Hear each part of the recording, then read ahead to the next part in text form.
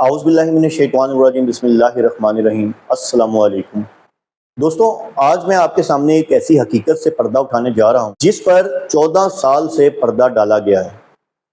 ہم سب نے سنا ہے کہ اہل بیت کی محبت ایمان کی نشانی ہے، لیکن کیا آپ نے کبھی سوچا ہے کہ اسی محبت کے لبادے میں قرآن کے فیصلوں کو بھی بدلا جا سکتا ہے؟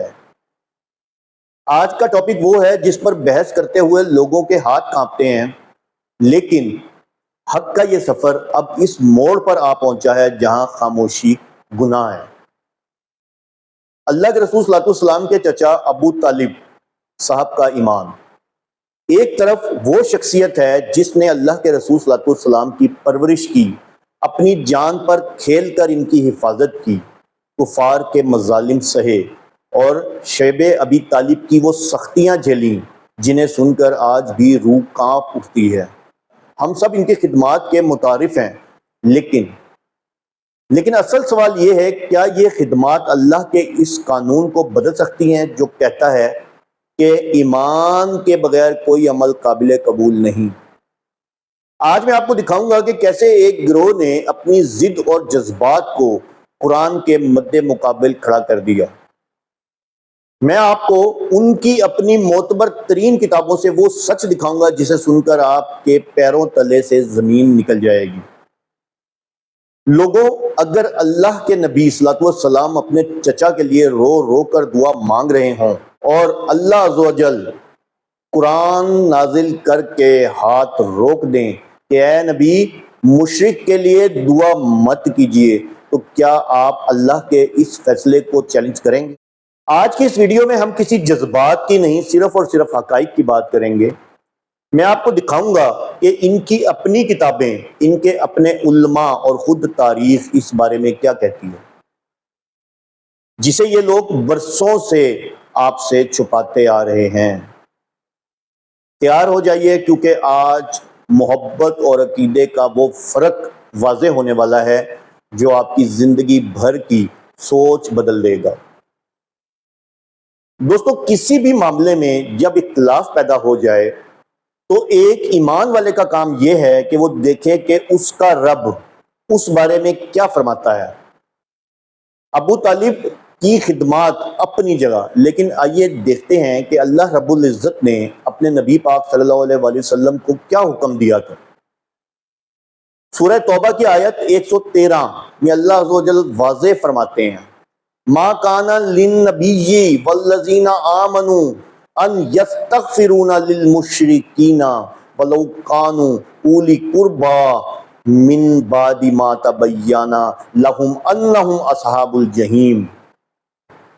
نبی اور مردوں کو یہ زیبا نہیں کہ وہ مشرکوں کے لیے دعائے مغفرت کریں، چاہے وہ ان کے قریبی رشتہ دار ہی کیوں نہ ہوں، جبکہ ان پر یہ واضح ہو چکا ہے کہ وہ دوزخی ہیں۔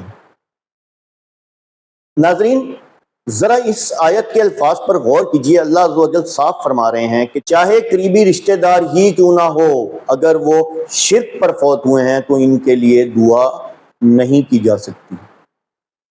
اب میرا سوال ان لوگوں سے ہے جو ابو طالب کو زبردستی ایمان والا ثابت کرتے ہیں۔ اگر محترم ابو طالب نے کلمہ پڑھ لیا تھا، اگر وہ ایمان لے آئے تھے، تو پھر اللہ نے اپنے نبی صلی اللہ علیہ وسلم کو دعائے مغفرت سے کیوں روکا؟ کیا معاذ اللہ کو نہیں معلوم تھا کہ وہ مومن ہیں؟ یا پھر حقیقت وہی ہے جو تمام مستند تفاسیر بتاتی ہیں کہ یہ آیت نازل ہی اس وقت ہوئی جب اللہ کے رسول صلی اللہ علیہ وسلم اپنے چچا کے لیے دعا کرنا چاہتے تھے، اور اللہ نے بتا دیا کہ اے میرے نبی، رشتہ اپنی جگہ، لیکن ایمان کے معاملے میں کوئی سمجھوتا نہیں ہو سکتا۔ یہ قرآن کا وہ فیصلہ ہے جو کسی بھی جذباتی کہانی، کسی بھی من گھڑت روایت اور کسی بھی فرقہ وارانہ تعویل سے بلند ہے۔ جب اللہ نے انہیں اصحاب الجحیم دوزخیوں کے ساتھ جوڑ دیا، تو پھر ہم کون ہوتے ہیں انہیں زبردستی جنت کی سند بانٹنے والے؟ ناظرین، اب ہم اس مرحلے پر آ پہنچے ہیں جہاں دودھ کا دودھ اور پانی کا پانی ہونے والا ہے۔ لوگ کہتے ہیں کہ خرم بھائی آپ حوالے کہاں سے لاتے ہو؟ تو جناب، اب اپنی آنکھیں کھول لیں، میں آپ کو ان کی اس کتاب کا وہ صفحہ دکھانے جا رہا ہوں جسے یہ لوگ چھپاتے پھرتے ہیں۔ کتاب کا نام ہے اصول کافی، جلد 1، صفحہ 285۔ اس پہ روایت نمبر جو ہے 32 ہے، اور یہ مطبوعہ بیروت لبنان کا ہے۔ اس روایت کے الفاظ ہیں ان ابا طالبی اسلم بحساب الجمالی، یعنی بے شک ابو طالب حساب جمل کے ذریعے اسلام لائے۔ ناظرین ذرا رکیں اور ٹھنڈے دل سے سوچیں، اسلام کیا ہے؟ اسلام کا پہلا ستون کیا ہے؟ وہ ہے کلمہ شہادت، یعنی زبان سے اقرار اور دل سے تصدیق۔ پوری تاریخ اسلام میں آپ کو ایک بھی ایسا صحابی نہیں ملے گا جس نے حساب کتاب کر کے اسلام قبول کیا ہو۔ اب حساب جمل کیا ہے؟ سادہ لفظوں میں سمجھیں، یہ ایک قدیم طریقہ ہے جس میں حروف جیسے الف، بے، جیم کو نمبرز دیے جاتے ہیں۔ یعنی ابو طالب نے کلمہ نہیں پڑھا بلکہ نعوذ باللہ کوئی ریاضی کا سوال حل کیا یا اشاروں میں کتابوں کے نمبر بتائے، جسے یہ لوگ اسلام کہہ رہے ہیں۔ میرا سوال ان کے بڑے بڑے ذاکرین سے ہے، کیا اللہ کا دین اتنا کمزور ہے نعوذ باللہ معاذ اللہ کہ اسے سمجھنے کے لیے عام انسان کو ریاضی دان یا نجومی ہونا پڑے گا؟ کیا اللہ کے رسول صلی اللہ علیہ وسلم نے مکہ کے مشرکین کو یہ دعوت دی تھی کہ آؤ میرے ساتھ بیٹھ کر حساب جمل کی پہلیاں بوجھو؟ نہیں، قطعاً نہیں۔ اللہ کے رسول صلی اللہ علیہ وسلم کی دعوت صاف تھی، کہو لا الہ الا اللہ، کامیاب ہو جاؤ گے۔ دیکھیں اصول کافی کی یہ روایت خود چیخ چیخ کر گواہی دے رہی ہے کہ ان کے پاس ابو طالب کے کلمہ پڑھنے کی ایک بھی صریح اور صاف روایت موجود نہیں تھی۔ جب کلمہ ہی نہیں ملا تو ان لوگوں نے یہ حساب جمل والا افسانہ کھڑا تاکہ کسی نہ کسی طرح انہیں مومن ثابت کیا جا سکے۔ ناظرین، جو اسلام حساب جمل کی بیساکھیوں پر کھڑا ہو وہ اسلام نہیں، بلکہ صرف ایک جذباتی کہانی ہے۔ اگر کلمہ پڑھنا ہوتا تو کلینی صاحب یہاں صاف لکھتے کہ انہوں نے کلمہ پڑھا، یہ نہ لکھتے کہ انہوں نے حساب کتاب لگایا۔ ناظرین، اب میں اس نقطے پر بات کرنے جا رہا ہوں جو یہ لوگ اکثر ممبروں پر بیٹھ کر بیان کرتے ہیں۔ جب ان سے پوچھا جاتا ہے کہ ابو طالب کا کلمہ کہاں ہے تو یہ ایک بہت بڑی جذباتی کہانی سناتے ہیں۔ کہتے ہیں کہ جب ابو طالب کا آخری وقت تھا تو انہوں نے دبی آواز میں کچھ پڑھا۔ اللہ کے رسول صلی اللہ علیہ وسلم نے اپنے کان ان کے ہونٹوں کے قریب کیے اور فرمایا، چچا جان آپ نے کلمہ پڑھ لیا؟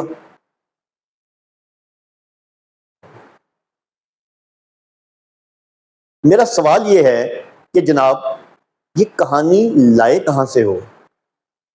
آئیے اس کہانی کا علمی تجزیہ کرتے ہیں، کیونکہ اس کہانی کے حساب سے تضادات کا انبار ہے۔ اگر آپ ان کی اپنی کتابیں اٹھائیں تو خود ان کے بڑے بڑے علماء اس روایت پر ایک پیج پر نہیں ہیں۔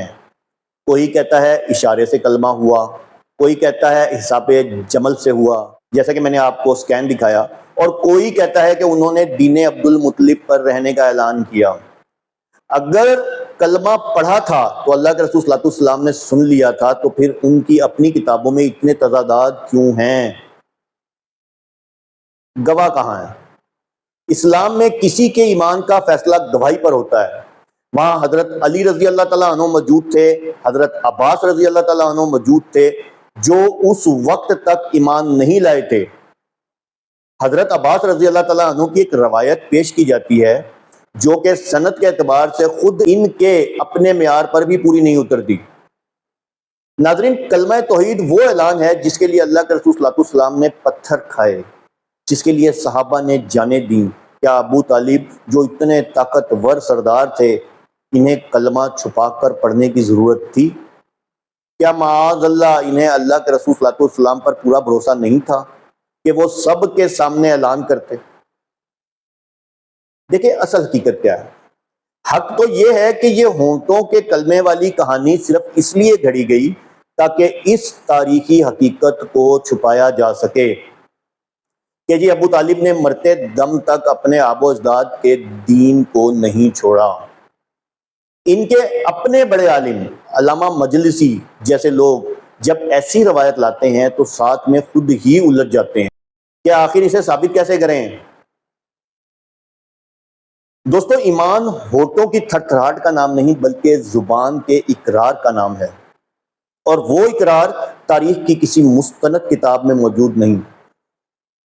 ناظرین، اب میں آپ کے سامنے وہ دلیل رکھنے جا رہا ہوں جس کا جواب دنیا کا کوئی ذاکر یا عالم نہیں دے سکتا۔ چلیے ایک لمحے کے لیے بحث چھوڑ دیتے ہیں کہ کس کتاب میں کیا لکھا ہے۔ ہم دیکھتے ہیں کہ عمل کیا ہوا۔ جب ابو طالب فوت ہوئے تو ان کے صاحبزادے شیر خدا حضرت علی رضی اللہ تعالی عنہ نے ان کے ساتھ کیا معاملہ کیا؟ کیا انہوں نے ایک مومن باپ کے مومن بیٹے کی طرح ان کا جنازہ پڑھایا؟ یہ کتاب ہے جی تہذیب الاحکام، شیخ توسی کی لکھی ہوئی، جسے شیعہ مذہب کی 4 معتبر ترین کتابوں میں سے ایک مانا جاتا ہے۔ اس کی جلد پہلی باب غسل المیت، میت کو غسل دینے کا باب، حوالہ نوٹ کریں۔ اس کتاب میں درج ہے کہ جب ابو طالب فوت ہوئے تو حضرت علی رضی اللہ تعالیٰ عنہ نبی پاک صلی اللہ علیہ وآلہ وسلم کی خدمت میں حاضر ہوئے اور ان الفاظ میں خبر دی: اے اللہ کے رسول، بے شک آپ کا گمراہ چاچا فوت ہو گیا ہے۔ ناظرین ذرا رکیں، کیا کوئی مومن بیٹا اپنے مومن باپ کے لیے ایسے الفاظ استعمال کر سکتا ہے؟ حضرت علی رضی اللہ تعالیٰ عنہ انہیں مومن نہیں بلکہ الزال، گمراہ کہہ رہے ہیں۔ کیوں؟ اس لیے کہ حضرت علی رضی اللہ تعالیٰ عنہ حق اور باطل کے درمیان فرق جانتے تھے۔ کیا ابو طالب کا جنازہ پڑھایا گیا؟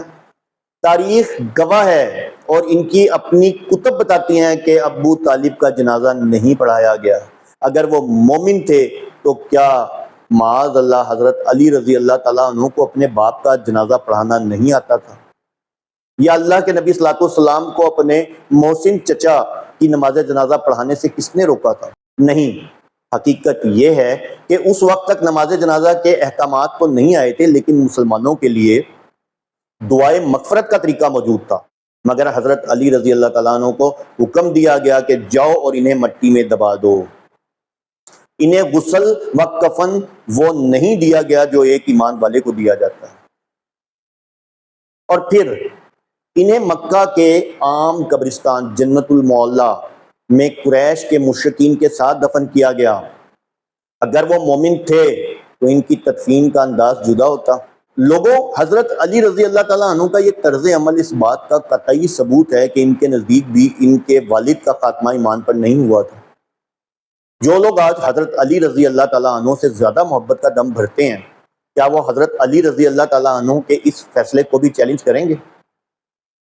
ناظرین، آج کی اس تفصیلی گفتگو میں ہم نے قرآن کے فیصلوں کو دیکھا، ان کی اپنی معتبر ترین کتاب اصول کافی سے حساب جمل کی حقیقت جانی، الاحتجاج سے ان کے مرنے کا وقت کا حال پڑھا اور خود شیر خدا حضرت علی رضی اللہ تعالیٰ عنہ کے اس عمل کو دیکھا جس نے اس بحث پر مہر لگا دی۔